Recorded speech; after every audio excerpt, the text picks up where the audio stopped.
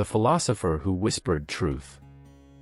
In a time when truth was often proclaimed with fire and sword, Pierre Bayle, 1647–1706, stood quietly defiant. Born in Carlat, France, during one of Europe's most turbulent eras of religious war, persecution, and moral absolutism, Bayle would go on to become one of the most subversive voices of the Enlightenment, not through agitation or uprising, but through a methodical devotion to doubt, logic, and conscience. The 17th century was the crucible of religious certainty. Both Catholic and Protestant sects spilled blood in defense of dogmas. Kings ruled by divine right. Philosophers speculated, but few dared to interrogate the very frameworks of belief, morality, and history with the unrelenting curiosity that Bayle embodied. Bayle's masterpiece, the Dictionnaire historique et critique, 1697, appears at first glance to be a dry biographical compendium. But beneath its surface lies a revolutionary agenda. Bayle used footnotes to dismantle dogma, historical anecdotes to critique tyranny, and rigorous logic to show the contradictions at the heart of religious certainty.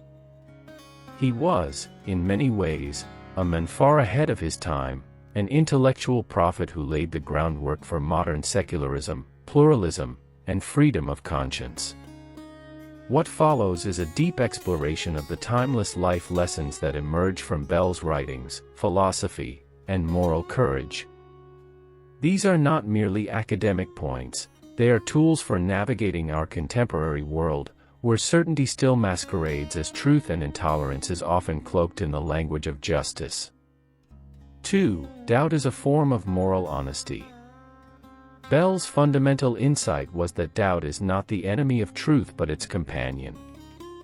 In an age when philosophers attempted to construct airtight systems of thought and theology aspired to prove divine mysteries through syllogisms, Bayle saw complexity, ambiguity, and contradiction everywhere.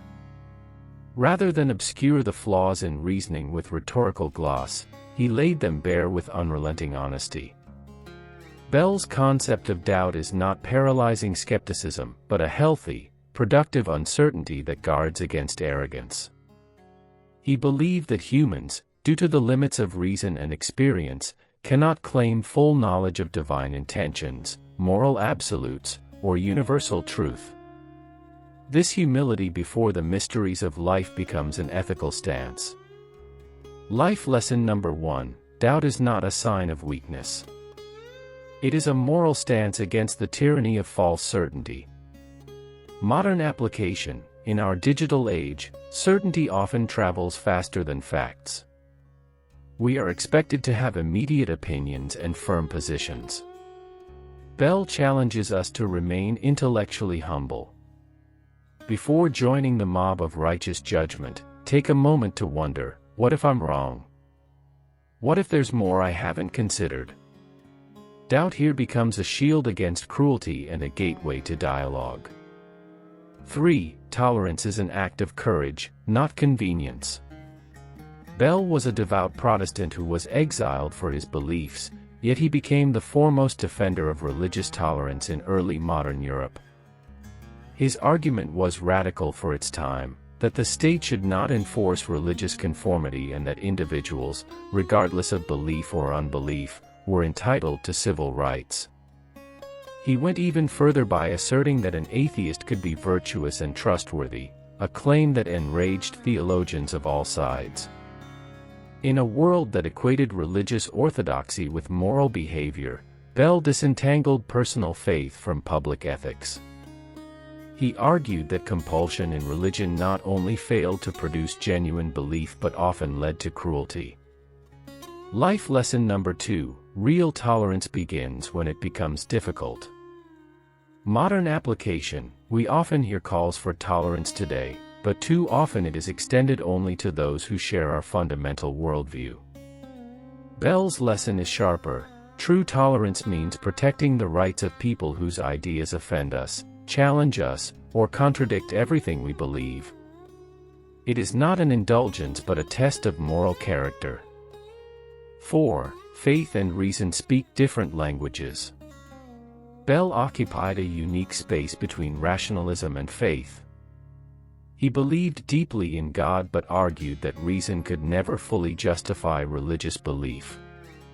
He famously pointed out the contradictions within Scripture, not to mock faith, but to defend the idea that belief must rest on revelation and conscience, not logic. He drew a line between what could be known through reason, like mathematics or natural science, and what must be accepted on faith. This separation protected both domains. When faith tries to become reason, it loses its sacredness. When reason is forced to serve dogma, it loses its freedom. Life lesson number 3: do not burden reason with what only faith can carry. Modern application, whether one is religious or secular, Bayle's insight is crucial. Some of our deepest convictions, such as belief in human dignity, compassion, or justice, cannot be mathematically proven. Rather than twist reason to fit belief, we should let each guide us within its domain, holding both logic and mystery in respectful tension. Hypocrisy is more dangerous than heresy. Bayle's writings are filled with examples of historical figures who cloaked cruelty in the robes of virtue. Religious leaders who incited massacres. Kings who murdered in the name of peace. Philosophers who betrayed their own logic when it threatened their power. He believed that hypocrisy was more dangerous than heresy because it corrupted the soul under the guise of morality. At least the heretic is honest in their dissent. The hypocrite hides vice behind virtue and often does the most damage under the banner of righteousness. Life lesson number 4: do not judge others by their proclaimed beliefs. Judge them by how they live. Modern application: in a world where public image often takes precedence over personal integrity, Bayle urges us to look past declarations and examine actions. Beware of those who proclaim goodness too loudly while treating others with cruelty or indifference. What we do when no one is watching reveals more than what we post online. 6. The best thinking takes time. Bayle's writing style is dense, filled with footnotes that sometimes exceed the main text. He did not believe in delivering answers quickly. Instead, he made the reader work, digging through layers of argumentation, historical analysis, and philosophical questioning. This was deliberate. Bayle believed that real understanding requires effort. The deeper the truth, the more time it takes to grasp. By slowing readers down, he forced them to think critically, to compare perspectives, to question their assumptions. Life lesson number 5: fast thinking is shallow thinking. Let your mind dwell in complexity. Modern application: in an age of rapid-fire news cycles, instant messaging, and algorithmic consumption, Bayle's approach is profoundly countercultural. Take time to read deeply, reflect patiently, and consider the long-term implications of your ideas. Let thought ferment before you act or judge. 7. Stand for truth, even if it costs you. Bayle was exiled from France, condemned by religious authorities, and lived much of his life in poverty. He could have secured comfort by conforming to prevailing orthodoxies, but he chose instead to speak hard truths. He wrote what he believed to be right, regardless of personal consequences. He did not seek martyrdom or heroism, he sought integrity.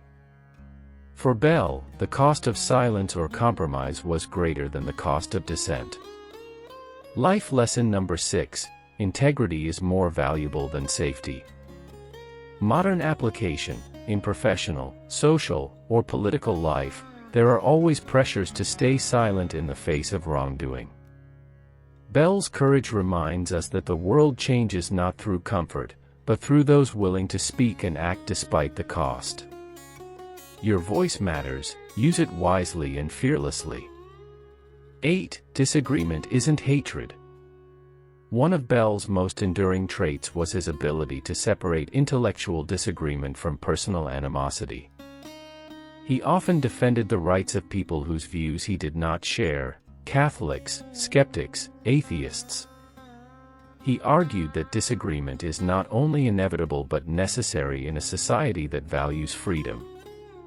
He believed that the suppression of dissent leads to intellectual stagnation and moral decay. To engage with opposing views is not to betray one's convictions, but to strengthen them through testing. Life lesson number 7: disagree honorably. Argue generously. Respect the humanity behind the ideas. Modern application: online debates often descend into dehumanizing insults. We equate criticism with attack and disagreement with betrayal. Bayle teaches us to welcome rigorous debate as a mark of respect, not aggression. Speak strongly, but listen with empathy. Let dialogue refine, not destroy. 9. Beware of utopias. Bayle was deeply skeptical of ideological purity and grand designs for a perfect society. He saw that utopias, when pursued rigidly, often paved the way to tyranny. In attempting to eliminate all conflict, difference, or imperfection, they justified coercion and violence. He argued that a tolerant society, filled with disagreements and imperfections, was far more humane than a perfect society built on conformity and fear. Life lesson number 8: a just society does not need purity. It needs mercy. Modern application: movements for justice are vital, but when they become intolerant of any dissent or imperfection, they risk replicating the very oppression they seek to undo. Bayle reminds us that the measure of a society's health is how it treats those who fall outside its ideals. History is a laboratory of moral failure. Unlike many of his contemporaries, Bayle did not romanticize the past. He filled his dictionary with examples of failure: leaders who betrayed ideals, institutions that corrupted faith, and thinkers who used reason to justify cruelty. He did this not to condemn humanity, but to humble us. History, for Bayle, was a moral mirror. By studying the failures of others, we learn to confront our own blind spots. Life lesson number 9: study history not to admire it, but to learn humility. Modern application: in a time of historical revisionism and cultural amnesia, Bayle's use of history as moral instruction is crucial. Ask not only what history tells us about the past, but what it reveals about ourselves. Where might we be repeating old errors under new names? 11. Questions are better than answers. Bayle's work is full of unanswered questions. He often proposed problems and then exposed the weaknesses in every available solution. He didn't see this as failure but as the true work of philosophy, to keep inquiry alive.